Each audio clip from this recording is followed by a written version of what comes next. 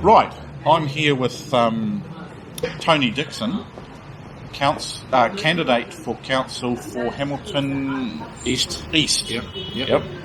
I've given up trying to remember who's east and who's west at the moment. But yeah, now what the first thing I want to ask, because I've got something else to cover briefly after this, is first of all, why should people vote for you for Hamilton East? That's a good question. I am concerned, and I think a lot of people are concerned about the way the council finances have been going, and in particular the amount of debt that the council is carrying, which means that the people in Hamilton East, the ratepayers, are having to fund that debt. And there's very little evidence to show that the current council have their finger on the pulse when it comes to controlling expenses. Okay. Because you're part of that group of candidates that are standing for being for being more responsible with the rates and we call it the rates control. Aren't you? We're not rates control. We're a team integrity, and we belong to the Hamilton residents and ratepayers. And yet it's not so much the rates control that we talk about, because rate control means you're controlling your income. We're more concerned with expenditure control. Okay. That there's it's not a revenue issue, it's a spending issue. So unlike what some people think, you're not actually for keeping rates down necessarily. It's just being responsible with how they're used. Yeah. The rates must reflect the cost of running the city. Yeah. And I believe, and I said at the last election, that your rates are going to go up because we need to make the books look good so that we can go out and borrow more money. And once you start borrowing more money, then the rates have to go up to pay for that, for those things. So it's really a vicious circle. Yeah, it is, and that is. I mean, it is. It's almost, you could almost say there's a conspiracy theory. I mean, it's a deliberate plan, so that all these councils are dependent on borrowing. Yeah. And I think that's something that we have to break. And I'm not convinced that the people who are in there at the moment have their finger on the pulse. I don't actually believe people actually know or can appreciate or got any concept of the debt that we're in. And this was there's an example the other day that the mayor, when he was speaking, said our debt is 390,000. But the debt is 390 million. Yeah, I on one of my videos where we said 1,000, I actually put a piece underneath it saying he means millions, not thousands, because that was just But people have got no concept of the size of that money that's been borrowed, and 390 million borrowed. So it's a fair chunk of change. Means that really you're paying 390,000. A week in interest, not in interest payments, just in paying for that loan. Yeah, you're not paying it back. Yeah. Like if he's going to give 25 million to the theatre, that means it's 25,000 a week that you're going to be paying just for the privilege of giving them the 25 million. Now, that's an awful lot of money, and I despair that people have got no idea of the concept of borrowing money. Something that came up, and I can't remember which candidate or how this came up, but I thought it was could be potentially a good idea. And that's, what would you say to the idea if council were to say once a year, maybe twice a year, but say at least once a year, issue a letter to, because it wouldn't cost that much, to all people who live in Hamilton who have an address, whether they rent or own, telling them the amount of rates that are actually paid for the property they physically live in, right? Yep. And how that is portioned up in the different areas. How much goes towards paying off loans, how much to water, blah, blah.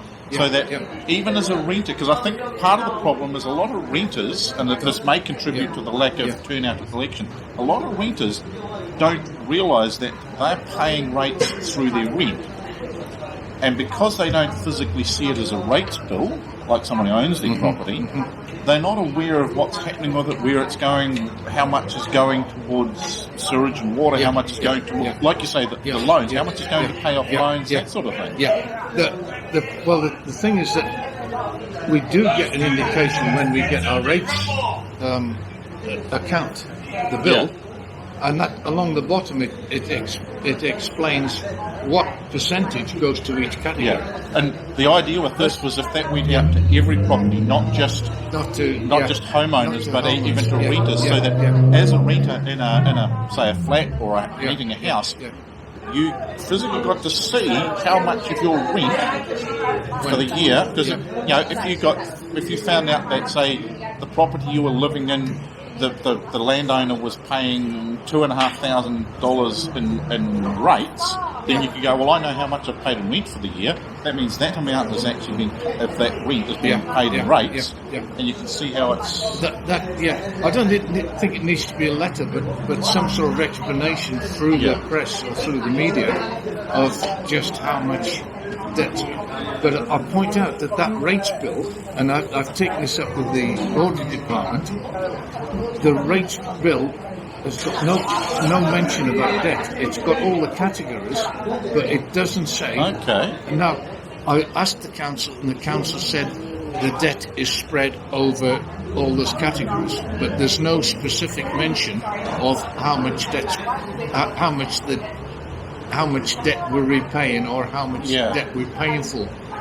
I've actually got from the council, and funny enough, when I got their email, the debt suddenly went from millions back down to thousands, which is what we're talking about before. And I actually pointed out to them, so yeah, you're right, it is millions.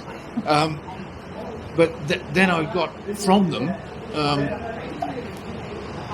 how much each category has in borrowing. Okay. Like the water is 120 odd million, the democracy has 8 million, parks have got 47 million. Okay. That's so they've itemised what but then there's no measure there of how much when they were paying for the parks, or what percentage of our rate is paying for the parks, and then what percentage of that part of it is paying for the interest on the loan, and what's paying for the maintenance and the services. Because that would be interesting to know, because you say, you're spending X amount on parks, that sounds good. Yeah. But if 90% of that's going to pay off the loan, that means only 10% is going to upkeep of the parks. Whereas if it was the other way around, then you go, so we at least, if 90% of it was going for the upkeep and expansion of the park, and only 10% was going towards the paying off the loan, then you know, this is a good thing, because on the whole,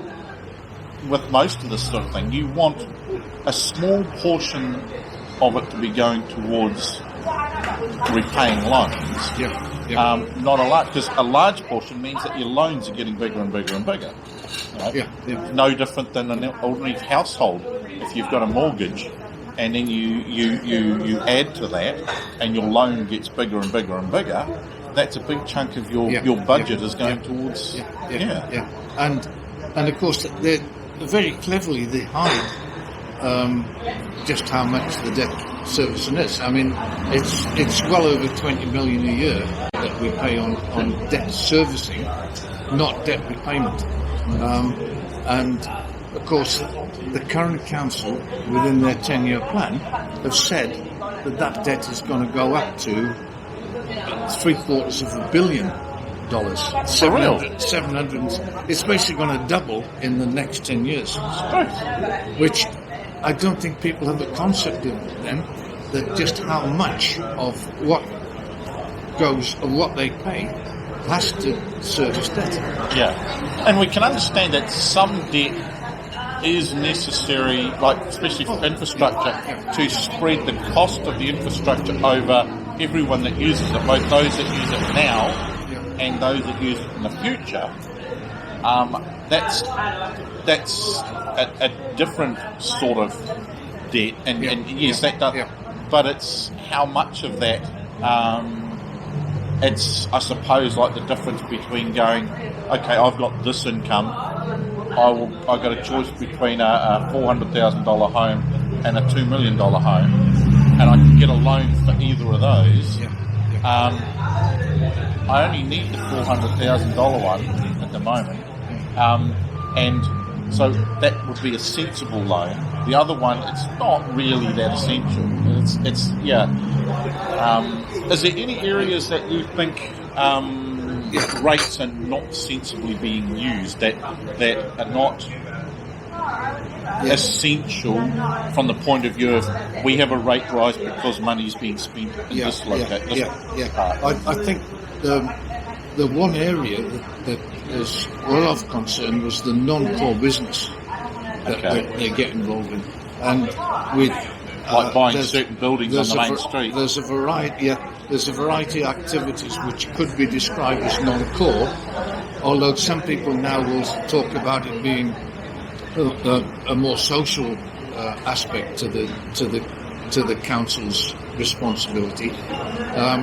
But the theatre is one. The train to Auckland, I think, is another. They've spent a lot of money on that, and it has not been costed properly.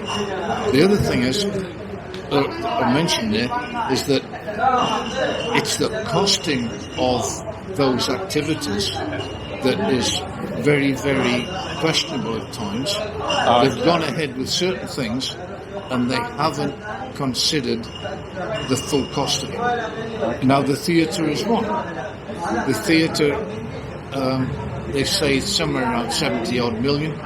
We've put 25 million towards it. There's been no final costing on that. Someone will say, well, you can't really give a final costing. You've got to bite the bullet and do it. But you have to be careful about committing too much to these things. The train service is another, that they're putting billions and billions into something that effectively Kiwi Rail should be doing. It's a train, for God's sake. But yet the ratepayers having to pay for it. And I could understand the ratepayers being responsible for to some degree for the station itself, and upgrading the station, putting a new station in, because I know for that each stop along its route is responsible for its own station. Yes. But the rest of it, you really should come under Kiwi Rail, New Zealand Rail, whatever the hell they call themselves, because that's more a nationwide thing. I asked the question that why should a pensioner who's paying their rates have to pay to subsidise a person who wants to live in Hamilton and work in Auckland? People are going to work in Auckland. They're obviously on good money. Yeah. It's not. They're getting top jobs there. Why should a pensioner who's lived in Hamilton for years suddenly have to pay money towards subsidising someone who wants to work in Auckland but live in Hamilton? Hey, not just pensioners. What about me? Well, anybody. True. So, I mean, it's true for anybody. No, I don't drive, so I would actually use the rail. But I think as part of that, as a user of those services, yes, you need to. It might be good to have it there, but I think for it to be usable as a user, I need to take a bit more responsibility for how much of that I pay for when I use it. I'd point out though, why not use the bus? I actually, it's quite funny you should bring that, because I actually use the bus to Auckland a lot. I can I can sort of see to some degree where the rail is a good idea and beneficial, especially if it makes allowance for people being able to take bikes on the train and things like this, which you can't do on the bus and that sort of thing. But and as much as I'm a supporter of the train, to a certain degree, I do wonder how much thought has been put into how it's paid for and the costing for it. Because yes, some things like this you do need a service in place for a period of time, like our town bus system, to get people familiar with it, to know that they can rely on it, it's always going to be there, and over time, that the whole build it and people will come concept to some degree. But one needs to balance that out against the ultimate cost in the long run. The cost benefit analysis of the train service to Auckland would really mean that you wouldn't do it. Yeah. Now, I take an example. I went to Auckland a couple of weeks ago. I left Hamilton at 6:30. I was in my client's office at on the 5th floor of a building near the waterside, overlooking the harbour, by 9 o'clock. Okay. I went by bus. It cost me $16. Yeah. Right? The bus had to go on to Whangarei to justify the number of passengers. On that bus there were about 15 people, and I know 6 of those at least were going on to Whangarei. Okay. So the idea we have that there's a lot of people who want to live in Hamilton and work in Auckland so they can get into Auckland at early morning. There's no argument for that, because if there were, there would have been buses queuing up to take them. There would only have been on that bus probably 2 or 3 of us who were going to Auckland to work. Most of them were people travelling. Okay. Some people got off at Manukau and were obviously going to the airport. I would claim there's no demand for a train to Auckland, and a lot of the argument for it have just been created to made up figures to make it look like a viable option, and I think I'll be proved that it will not be viable and will cost the ratepayers a lot of money. And that's one of several things that have been happening that has not been properly costed and properly thought through. So do you think also, while we're on the topic of responsibility, do you think that the citizens of Hamilton, the voters, need to take more responsibility, pay more attention to these things?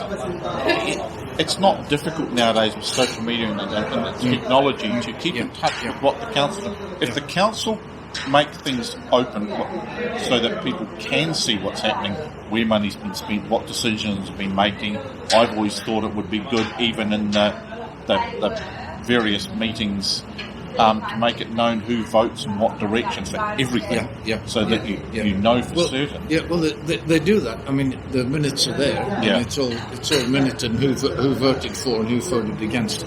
And you can also they have that live streaming of things, which is good. Not that I've ever watched it, but it's a good idea that it's available for people. Because I think a lot of people are often not aware of what's happening just because they haven't taken an interest in governance of the city, and we need more people making more time to take greater attention to the governance of the city, because you've got to admit, there is going to be people in council who it's very easy to do things if people are not paying attention.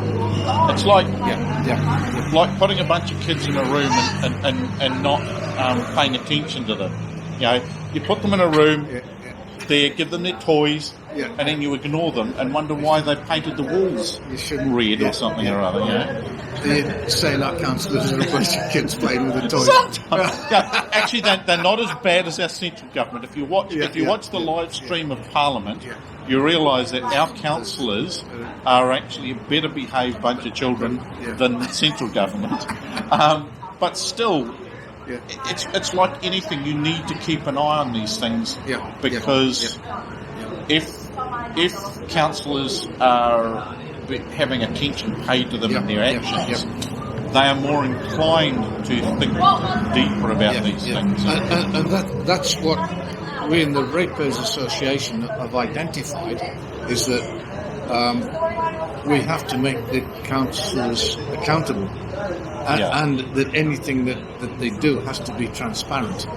The manifesto that we have signed up to with under Team Integrity through the ratepayers is that each month we will report back to the Ratepayers Association. The public are invited to all our meetings, so that each month people will have the opportunity to question the decisions we've made, and the councillors have to be there to justify what they've done. That would be interesting to video as one of the meetings discussing these things, actually. It would be. It would be very interesting, you know. Because, see, one of the things I see is, with this whole responsibility thing is, we need a balanced council. Right? Now, it would be nice to see councillors from all aspects. You've got people whose main thing is environment issues, social issues, financial issues, and financial falls into two categories. There's certain aspects, then there's the focus on the financial aspect more from a ratepayer's perspective. And do you think if we had that more balanced council, so that they have to discuss things and it's not lopsided one way or the other, we would get better results when it comes to spending? I don't know. I think there'll have to be better consultation with people. To say you have a balanced council would be a requirement of democracy, which I think is impossible to provide. We can't say that we'll have one. You know, who's going to be the social one, who's going to be the finance one. So that's a difficult part. But there ought to be community groups that the council can refer to who would offer advice in those areas. There'd be people offering advice for the senior citizens. There'd be people offering advice for the young people, for the social side of things, for the environment, ethnic, and the ethnic, all these groups, and there's an awful lot. You'd say ethnic. There's a lot of variety now in the number of people. We're sitting here. There's been Indians, we've got Middle Eastern group there. Maoris obviously would need to be part of that. So there's a consultation part that we should be involved with. So a councillor should really be out there listening as a representative, or he or she is a representative of the community, and therefore should be in contact with the community all the time. So if you were to get into council as a councillor, would you support the concept that I've heard from a couple of other candidates of some mechanism to get together with the public, either through consultation groups or through actual almost like coffee with a councillor days, where you can sit down and actually physically do what we're doing now with a sitting councillor? That has to be part. That's partly what they're paid for. If we just paid them to attend the meetings, then these people are very, very well paid for the hours they put in. And I think it's in the criteria is that the payment is made because you will be consulting with the public. Yeah. On many much of your time you'll be doing that, and so that is part of the job. How you do that job, whether you just have an open day, like we sit having a cup of coffee and people come and see you. I know. Well, Bill Dillon, the Labour MP from a few years back, he used to have a Saturday afternoon at Chartwell. Oh, okay. And I just used to go up and have a chat with him. A really nice guy. I mean, it's probably a long time before. It's a few years ago now. It's probably showing my age. But there was a guy who was open and spent Saturday afternoons sitting there talking to people. Yeah. And I think that we've lost that. And I think that's part of what we should be doing. Because previous councils have had a lunch with the mayor type thing. Was it Hardacre? Yes. For at least one of her terms. There was once, Mayor in the Square or something. Yeah. I thought that was quite a good idea. Yeah. Well, so it should be too. But I don't know just how engineered that was. Yeah. And whether she listened fully. And I do think to some degree people need to understand that they need to be gutsy enough to approach councillors if there's something they want to know or if there's an issue they want to discuss. People like me do this just because I was brought up, if you want to know something, find a councillor and bug them. Right? I was brought up that way. I know a lot of people don't realise that they are public servants and don't be afraid to go and approach them and say, look, can I organise a time to sit down and talk about this with you? And I think this comes back to the whole taking more responsibility as a ratepayer or citizen in your part to play in democracy and asking questions. Because if you ask people questions, they start to realise they have to pay more attention to what they're doing, don't they?